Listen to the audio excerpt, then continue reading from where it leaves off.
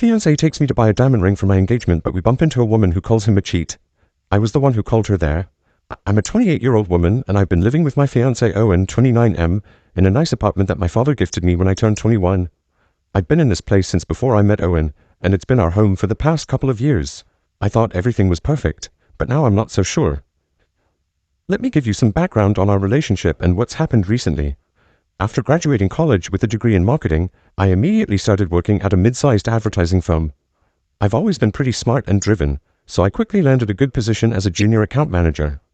Most days, I drove to work in my reliable old Honda Civic, but sometimes I'd grab a shared cab to save on parking and do my part for the environment.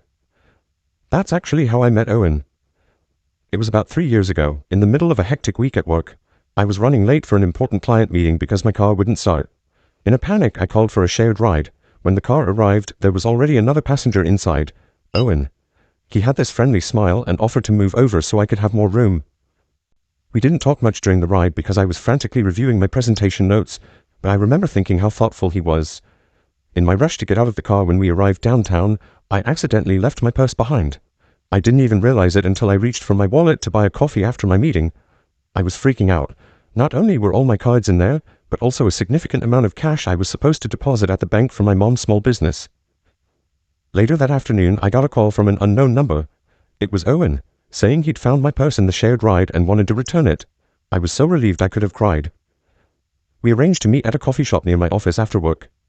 When I saw Owen walk in with my purse, I felt this wave of gratitude. He could have easily kept the money. It was nearly $2,000 in cash. But he didn't. We ended up talking for hours over coffee. He was charming, funny, and seemed genuinely interested in what I had to say. Before we left, we exchanged numbers, just in case.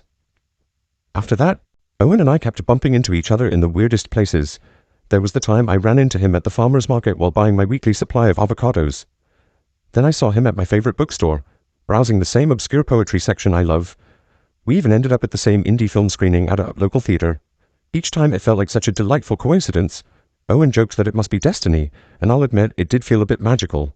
We started hanging out as friends, grabbing lunch at quirky food trucks or checking out local art exhibitions together. I found myself looking forward to our encounters, wondering when I'd run into him next. Over time, our friendship grew into something more. I found myself sharing things with Owen that I'd never told anyone else. My dreams, my fears, my silly childhood stories. He was always there to listen, to offer advice, or just to make me laugh when I needed it. On my 26th birthday, Owen surprised me with this incredibly romantic gesture. He texted me in the morning asking me to meet him at the park where we'd had our first real conversation after the purse incident. When I arrived, I couldn't believe my eyes. He had set up a picnic with all my favorite foods, from the spicy tuna rolls I crave to the chocolate truffles I can never resist. There were fairy lights strung in the trees, softly twinkling as the sun began to set. As we sat there, enjoying the food and the beautiful evening, Owen pulled out a small velvet box.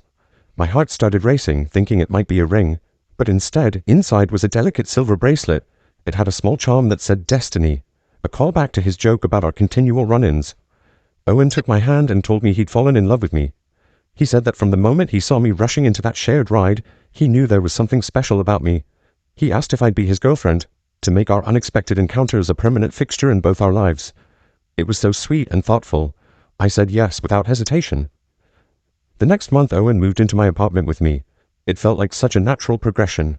We fell into a comfortable routine, making dinner together, binge-watching our favorite shows, and turning my space into our home. I introduced Owen to my family shortly after he moved in. I was a bit nervous because my family can be pretty protective, especially my dad. They were a bit cautious at first, asking Owen all sorts of questions about his job. He works in IT, his family, and his intentions with me. But Owen handled it all with grace and charm. He won them over with his wit and his obvious affection for me. My mom especially loved him. She was always saying what a catch he was, and how lucky I was to have found such a wonderful man. Things have been great between us. Owen proposed a few months ago with a beautiful speech about how I'd changed his life and how he wanted to spend the rest of it making me as happy as I'd made him. We've been planning our engagement party, set for next month. My parents are thrilled. I feel a little sad for Owen because he has no family and is an orphan, but I always tell him that we are his family now. Yesterday, we went to look at diamond rings. I was so excited to pick out something special, a symbol of our love and commitment. We went to this fancy jewelry store downtown, the kind with plush carpets and champagne for customers. We were looking at different styles, and I had just tried on this gorgeous solitaire that caught the light beautifully. I was admiring how it looked on my hand when a young woman walked into the store. She looked about our age, maybe 29 or so, with long dark hair and a designer handbag. As soon as she saw Owen, her face went white. Then she started yelling. She called Owen David and said he was a liar and a cheat. She told me to be careful, that he cons rich young women. According to her, he expresses his love, makes them believe all sorts of things, then disappears without a trace, leaving them heartbroken and often in financial ruin. I was shocked. I tried to explain that she must have Owen confused with someone else, but she insisted she was certain it was him. She said she'd never forget the face of the man who ruined her life. Owen looked really upset. He denied everything, saying he had no idea who this woman was or why she was saying these things. The woman, who called herself Bella, started to cause a scene. She was crying and yelling, telling me not to make the same mistake she did. Owen grabbed my hand and practically dragged me out of the store, saying we needed to leave before things got worse. On the drive home, I kept asking Owen what that was all about. If it was just a misunderstanding, why didn't we stay and sort it out? But he kept giving vague answers, saying the woman was clearly unstable and he didn't want to make a scene in the store. He said she must have confused him with someone else, and that these things happen sometimes. When we got home, Owen went straight to bed, saying he had a headache from all the stress. I'm sitting here now, completely confused and unsure of what to think. Owen has always been so kind and honest. He's been a constant in my life for 3 years. Could that woman be telling the truth? But if she was, why would Owen have stuck around for so long? I don't know what to do.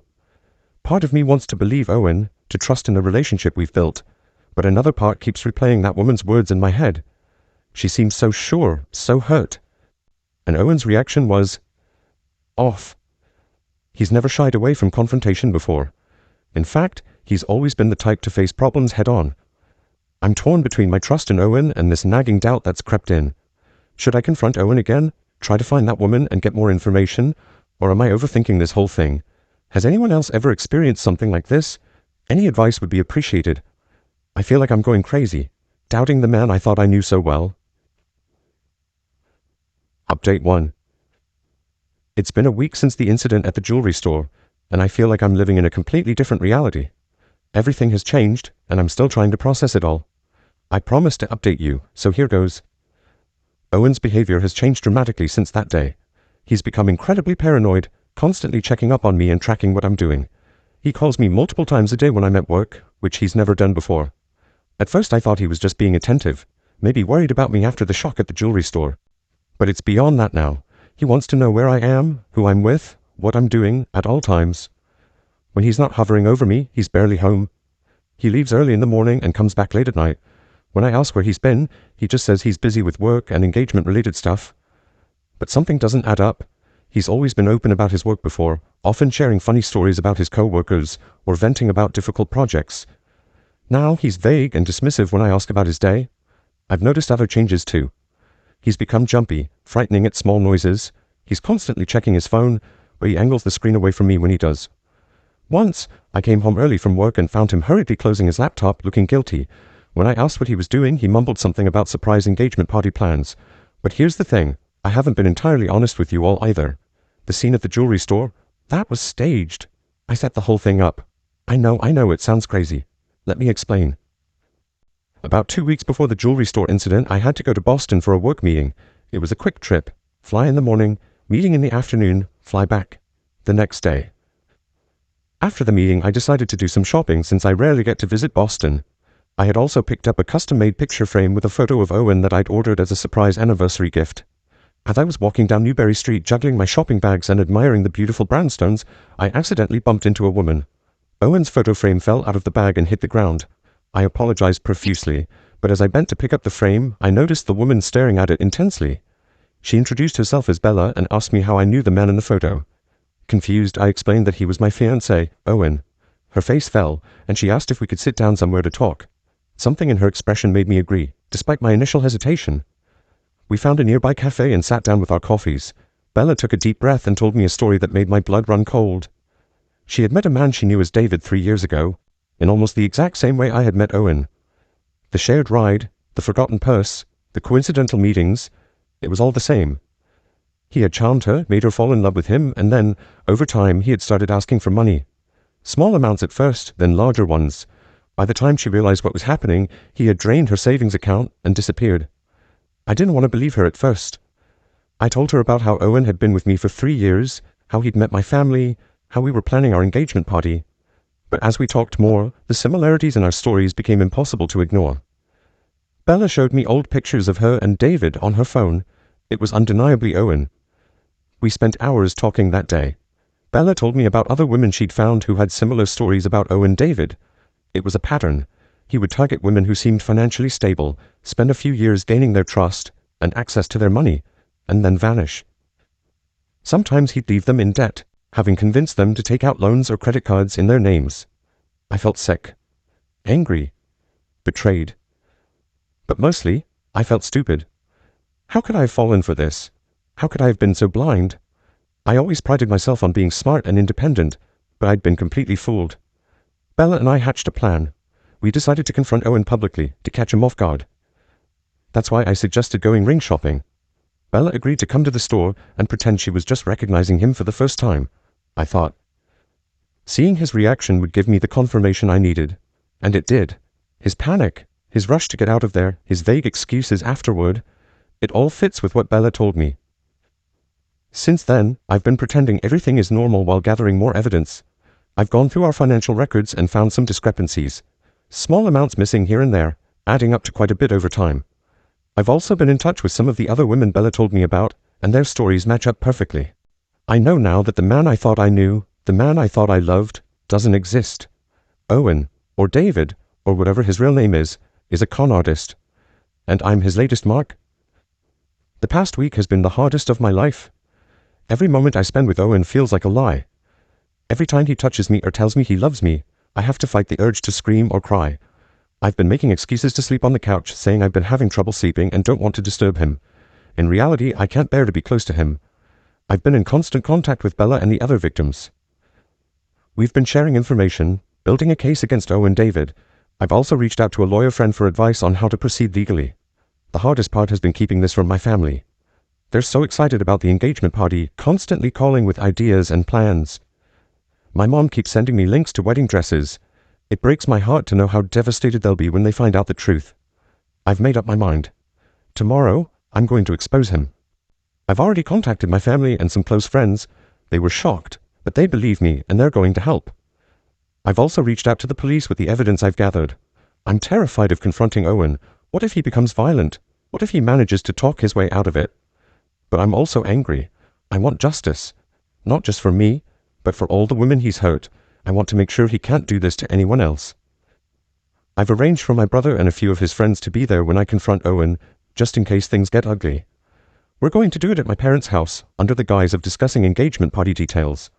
I'm scared, but I'm also strangely calm.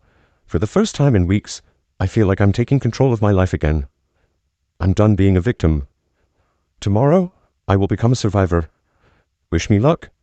I'll update you all tomorrow after it's done. And thank you, all of you, for your support and advice throughout this nightmare. It meant more to me than you know. Final update. It's done. Owen has been exposed and is now in police custody. I'm still shaking from the adrenaline, but I wanted to update you all on what happened. This morning, I woke up early and pretended everything was normal. I made breakfast for Owen like I usually do on Saturdays. Pancakes with fresh berries, his favorite. He seemed a bit on edge, probably still paranoid from the jewelry store incident, but he didn't suspect anything.